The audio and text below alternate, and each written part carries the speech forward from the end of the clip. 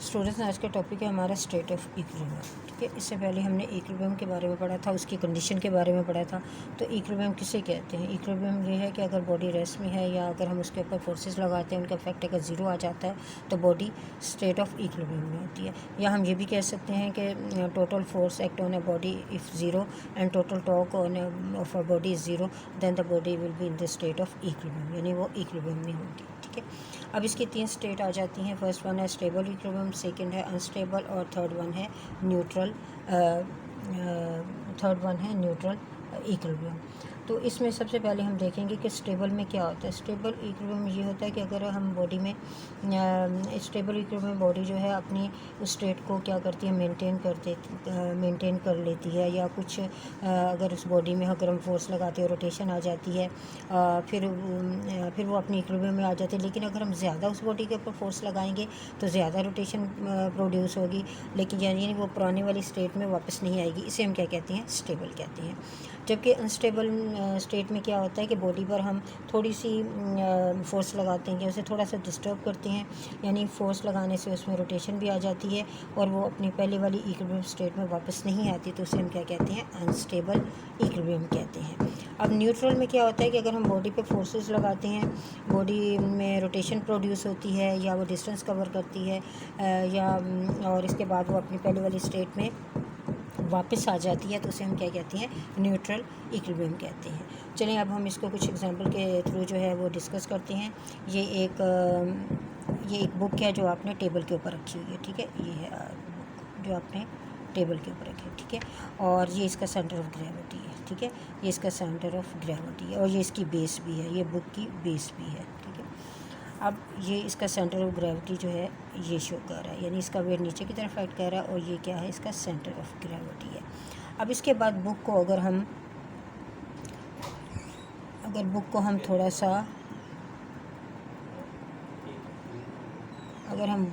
सा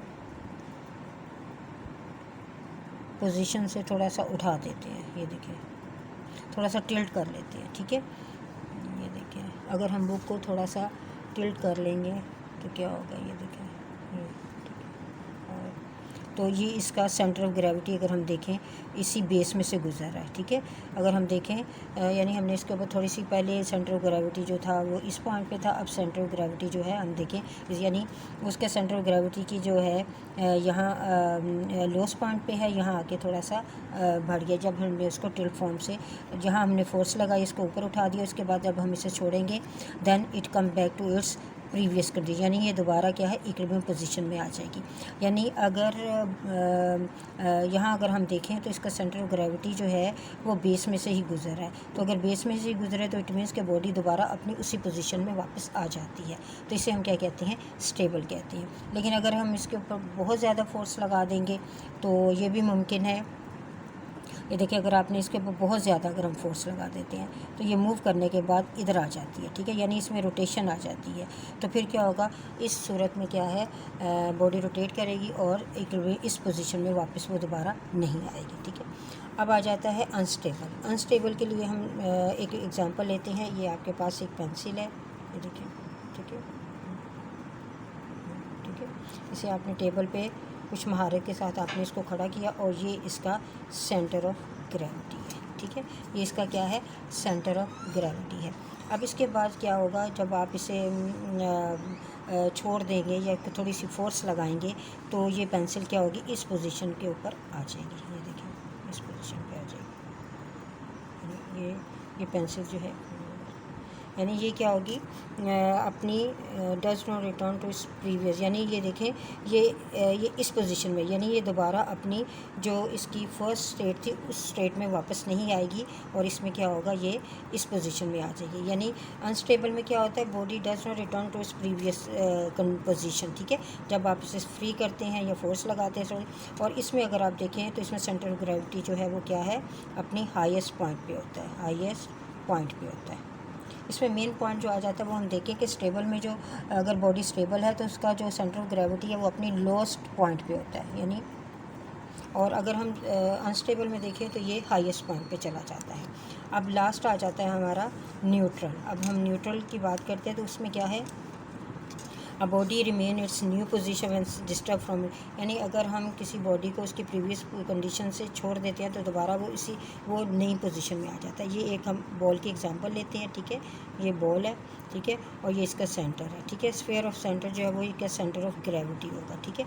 तो जब आपने इसको फोर्स लगाई, इसको हिट किया, तो इसने मूव करने के बाद ये यहाँ डिस्टेंस कवर करने के बाद वो यहाँ आ जाता है, ठीक है। तो अगर हम देखें तो इसका सेंटर ऑफ ग्रेविटी है वो चेंज नहीं होगा, जितनी यहाँ हाइट थी उतनी ही ये हाइट है। तो न्यूट्रल में क्या होता है, बॉडी जो है उसमें सेंटर ऑफ ग्रेविटी जो है वो चेंज नहीं होता और बॉडी जो है अपनी नई पोजीशन पे आ जाती है जब हम उसको डिस्टर्ब करते हैं। यानी स्टेबल में क्या होता है, सेंटर ऑफ ग्रेविटी जो है सबसे लोएस्ट रखा जाता है। अनस्टेबल में क्या होता है, centre of gravity highest point पे होता है। और न्यूट्रल इक्विलिब्रियम में क्या होता है, सेंटर ऑफ ग्रेविटी जो है अगर हम बॉडी को डिस्टर्ब करते हैं तो वो उसी पोजीशन में रहता है, उसमें कोई चेंज नहीं आता। इसी वजह से जो बड़ी बड़ी गाड़ियाँ उनके जो बॉटम है, यानी उनको क्या बनाया जाता है, बहुत हैवी बनाया जाता है, इसलिए कि सेंटर ऑफ ग्रेविटी कम से कम हो और किसी किस्म का कुछ भी प्रॉब्लम ना हो, यानी वो गाड़ियाँ जो है वो क्या रहें, स्टेबल रहें, ठीक है। स्टूडेंट, ये था हमारा आज का टॉपिक। अल्लाह हाफिज़, स्टे होम।